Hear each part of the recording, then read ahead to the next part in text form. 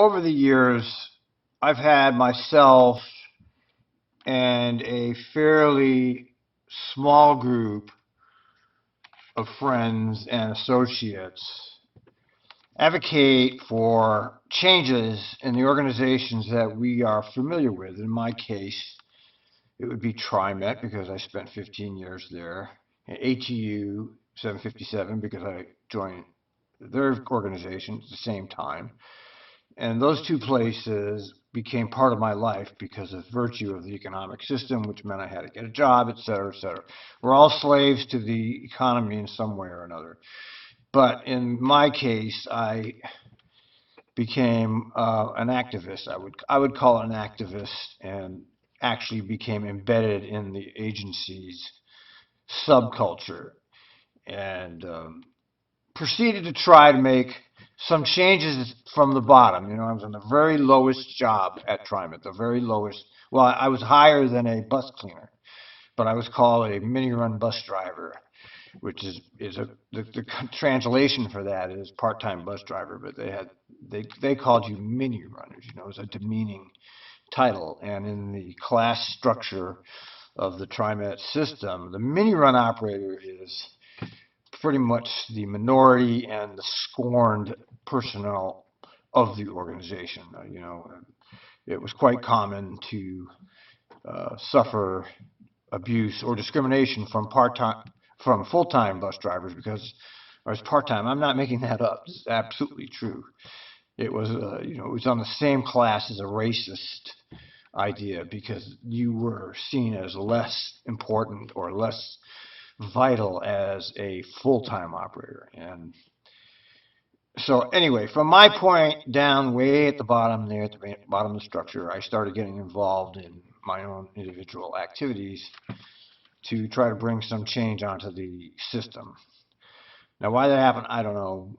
It just happened. And to this very day, I've almost been retired for 4 years now, but to this very day, I keep my finger on what's going on there, and it's part of me at this point. And a lot of us, we've really tried to bring people to get some understanding of this organization and how it runs. And a lot of people do understand that institutionally, both the ATU and TriMet are corrupted. They're both corrupted institutions. You can't, us on the outside can't change the corrupted institutions because they're huge. They're powerful. They have money. They have status. They control the wheels, et cetera, et cetera, et cetera. When you're either in power or you're out of power, there's no middle ground. There is no functioning democracy in this country. A functioning democracy would mean even if you had no power, you would be able to make some impact into policies. But in this country, you're either in power or out of power. There's no middle of the line. And critics of the people that are in power are definitely scorned. If you're criticizing the prevailing paradigm, you will be scorned and pushed aside as much as possible. In my case, I was called a disgruntled employee would be the number one. TriMet themselves would say that about me, the TriMet officials. Diane Goodwin, for example, or, would tell my friends these things. Okay, Al is a disgruntled employee. You see it appearing on social media. I always use my real name when I'm making comments. I'm identified as, this is me, I'm making comments. Twitter or Facebook or whatever site is accepting comments. But you see these anonymous people, you don't know who the hell they are. There's some name. I've always been a believer that if you can't attach your identity to an online comment, don't make it. Either you stand by what you're thinking or don't bother making it at all. So what's the point here? The point is those of us that have delved into these issues, try to figure out, why can't we get people to join with us? Why don't they see what we see? Why don't they see the corruption that we see? Why can't we get all the drivers, all the driver mechanics, even the riders to understand the truth about what TriMet really is, and even the truth of what ATU. ATU is nowhere as evil as TriMet. Those two organizations function the same. but it's TriMet that controls the process, okay? The ATU is always on the defensive because TriMet controls the entire process. So if you want to stack them on who's a more evil institution, it'd be TriMet would be much worse. And, you need a union when you're dealing with people like the TriMet executive sociopaths, I call them. Anyway, the point I'm trying to make is we have tried to get people to understand where our minds are at, and we can't do it. We cannot succeed in changing any majority mind about our point of view. We've always been in the minority. We're still in the minority, and I suppose we'll always be in the minority. We're a very faint voice of all the voices, and we're drowned out completely by the institutions, of course, and the mainstream media, and occasionally we'll make a comment about me or Lane or some other. You won't hear about much very much. Occasionally the mainstream will make a comment about us, but you'll always hear the TriMet line. The TriMet line is always very prominent in any article or story. Occasionally they'll give Opal play. At least they have, they'll put the Opal point of view up in no interview. I haven't seen that in a while, but occasionally at least they do have that. And here's the point. Okay, I do a lot of internet research, basically all day long. I'm looking at YouTube videos. I'm listening to speeches. I'm looking at transit material. I mean, that's basically my day at this point, is just information all day long. All day long, it's just reading stuff and looking at stuff. And I ran across this clip from Nader today, and Ralph Nader is definitely one of the most brilliant men in history. Doesn't get his rewards. I ran across this clip from Nader, and it explained to me why we can't get anywhere, because Nader can't get anywhere either. Okay, Nader, people like Ralph Nader can't get anywhere, and he's been pushed out too. I understand that the Clintons pushed him out he said something they didn't like, so they pushed him. Oh, it was for the 2011 the time he ran for president. Democrats said they'd never talk to him again, so they pushed him aside.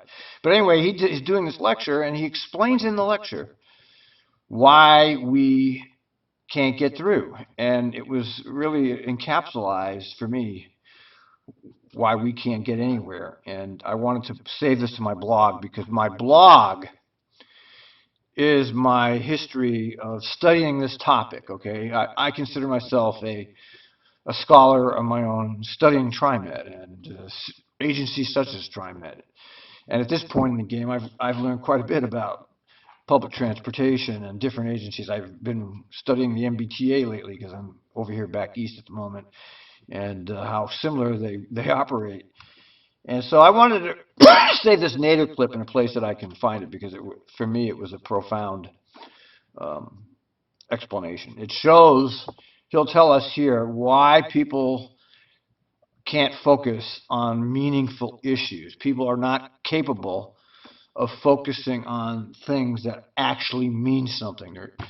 They're too easily, he puts it as corporatized. You grow up in a corporatized education and world, you can not free your mind from that, and the things that are right in front of your face you can't see because your mind doesn't understand they're even there.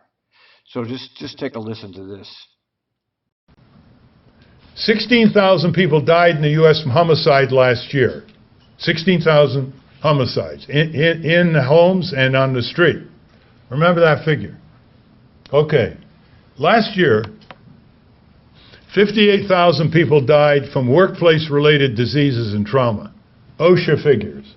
65,000 people died from preventable pollution. EPA figures. 100,000 people died from medical malpractice in hospitals. Harvard School of Public Health figures. Another 100,000 died from preventable hospital-induced infections. Centers for Disease Control. Why aren't the politicians talking about this? They're talking about terror. Every month, more people die from air pollution than 9/11. And the difference is it happens every month. You see how growing up corporate, we remove from our consciousness, far more greater sources of preventable violence. Because we don't want to have to focus on the source, the we being our society, our corporate-dominated society. And that principle he just spoke of, absolutely applies to TriMet, because TriMet over the years has embedded itself with Portland, and Portland is the most wonderful city in the world, as we all know, where unicorns run freely in the street. I mean, the Portland public relations machine is just unbelievable, and TriMet is a part of that. TriMet's a huge part of that. Okay, basically, it's all TriMet, really, because TriMet's the one that has the biggest PR department of all of these places. And that's what we all are dealing with, is the corporate image. TriMet is so huge that it's impossible to get people to see what we're trying to show them. And of course, ATU kind of goes along behind the screen there. You know, they kind of truck along as a little brother. Nobody really talks about them at all, really. It's like they're out there. The only time they roll them out is when TriMet managers want to make us look like the enemy so they can look good, which is a common tactic. You know, I think that's why the transit districts like the unions around, because that's an easy scapegoat. You know, you've got to have those when you're doing all kinds of things wrong. You have to have a scapegoat. You've seen it through history. We don't have to go through it. You've got to have a scapegoat. In the transit district malfeasance, you see it all around the country. These really incompetent management. I mean, TriMet management may be brutal, and they are, but look at the MBTA. That pales TriMet even in terms of what they've done.